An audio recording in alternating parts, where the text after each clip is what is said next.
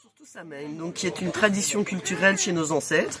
Et donc nous sommes là réunis ce soir autour d'un bon verre, autour d'une bonne soupe au potiron avec du pain fait maison pour fêter ce rapprochement entre les morts et les vivants. Et donc nous souhaitons surtout ce soir, c'est boire un verre en l'honneur de nos camarades disparus.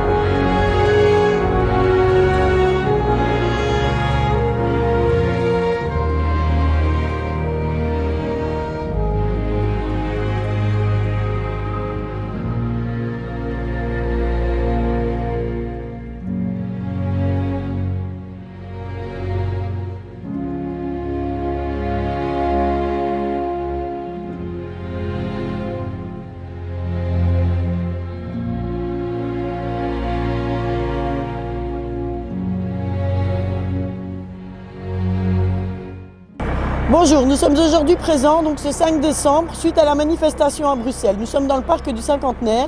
La manifestation est bientôt finie et comme vous pouvez certainement l'entendre, ça commence un petit peu à chauffer. Mais donc Nation est là parce que nous estimons que les mesures prises récemment par le gouvernement de Crau sont absolument insensées. Je fais référence au licenciement du personnel soignant non vacciné. Je fais référence à la restriction des libertés. Je fais référence à la ségrégation de la population à travers le Covid Safe Ticket et évidemment à l'obligation vaccinale dont les ministres parlent désormais tous les jours et contre laquelle nous nous dressons. Nous voyons bien que la folie des dirigeants n'a plus aucune limite et nous estimons que chaque citoyen a le droit d'agir en son âme et conscience et que l'État n'a pas à imposer un régime de terreur comme il le fait aujourd'hui. Merci à tous les militants de Nation d'avoir été présents en ce jour et nous continuerons le combat.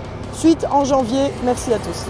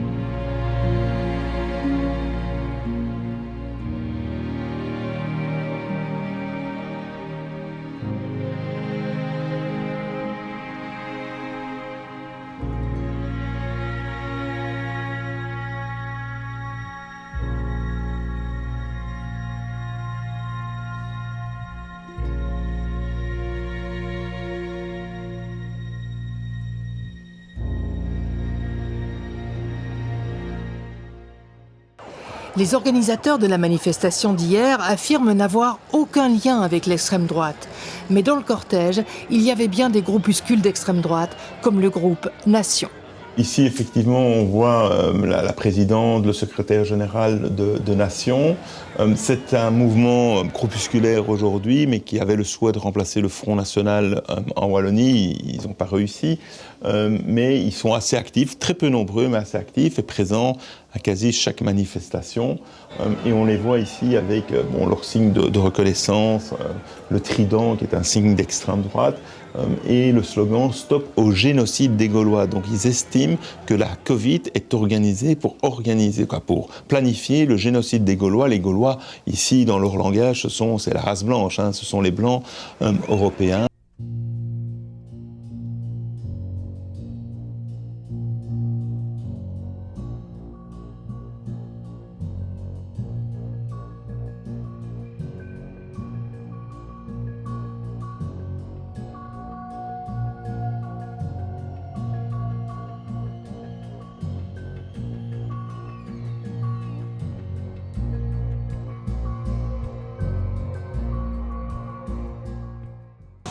Mes chers amis, mes chers camarades, 6 ans déjà se sont écoulés depuis cette terrible journée du 22 mars 2016.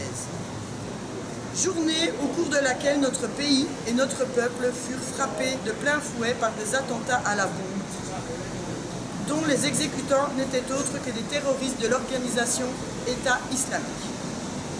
Des hommes venus pour mener une guerre sainte sur notre sol et répandre le sang de nos frères et de nos sœurs. Ils étaient persuadés que tuer des citoyens belges les mènerait tout droit au paradis. 32 décès, 340 blessés, handicapés, traumatisés par des événements d'une sauvagerie inouïe. Le temps passe, mais il n'efface pas la douleur et la colère que nous ressentons. Tant de destins brisés et de vies détruites dont les responsables sont non seulement ceux qui ont enclenché les détonateurs, mais également les politiciens véreux qui ont permis à ces gens de passer librement les frontières. Car oui, les mondialistes qui organisent la submersion migratoire de l'Occident depuis 40 ans ont eux aussi le sang des victimes sur leurs mains.